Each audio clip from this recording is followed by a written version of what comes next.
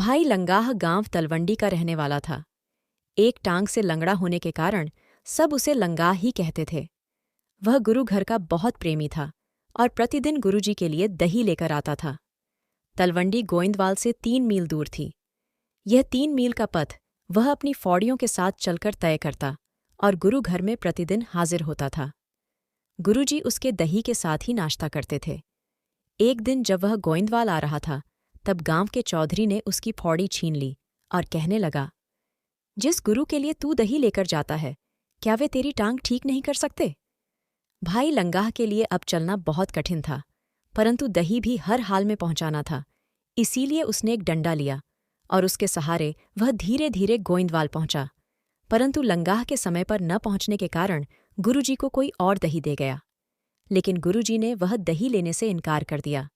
उन्होंने कहा, जब तक हमारा सच्चा सिख दही लेकर नहीं आता, हम नाश्ता नहीं करेंगे। कुछ समय के बाद भाई लंगाह भी गिरता हुआ दही लेकर पहुंच गया। गुरुजी ने उसका दही लिया और नाश्ता किया। फिर गुरुजी ने लंगाह को अपने पास बुलाया और कहने लगे, भाई लंगाह, आज क्या बात थी जिससे इतनी देरी हो गई? भाई लंगाह ने अपनी सारी दुख भरी घटना सुना दी और कहा कि वह बड़ी कठिनाई से यहाँ आया है। गुरुजी उसका सारा हाल सुनकर कहने लगे, अब हमें तुम्हारी टांग ठीक करवानी ही पड़ेगी। तू अब सीधा लाहौर चला जा और वहां पर सूफी संत हुसैन को जाकर मिल और वे तुम्हारी टांग ठीक कर देंगे। उसको हमारे बारे बताना कि तुम्हें हमने भेजा है। गुरुजी की बात सुनकर भाई लंगाह कुछ गुरु सिखों की सहायता से लाहौर चला गया और सूफी संत शाह हुसैन के दरबार में पहुंच गया।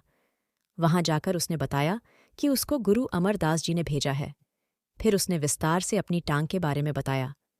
भाई लंगाह की ये सारी बातें सुनकर शाह हुसैन बड़े क्रोध में आ गया और ऊंची ऊंची गालियां निकालने लगा। फिर उसने एक डंडा लिया और जोर जोर से भाई लंगाह को मारने लगा। भाई लंगाह के पास भागने के अतिरिक्त कोई और उपाय नहीं था। डंडों की मार से बचने के लिए वह जोर से भागने लगा और बाहर जाकर उसने देखा कि उसकी टांग बिल्कुल ठीक थी।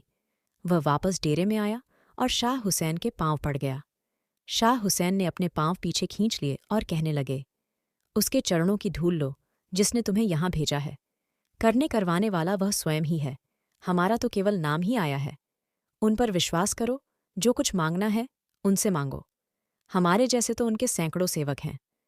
भाई लंगाह वापस गोइंदवाल आ गया और गुरुजी को माथा टेक कर करने लगा, महाराज, यह आपका अद्भुत खेल है। यह सब कुछ तो आप कर सकते थे, फिर मुझे लाहौर किस लिए भेजा? गुरुजी मुस्कुराने लगे और कहने लगे, एक वाहे गुरु पर विश्वास रखो, वह सब कुछ करने वाले हैं। अगर वीडियो पसंद आई तो कृपया इसे लाइक, शेयर और सब्सक्राइब करें।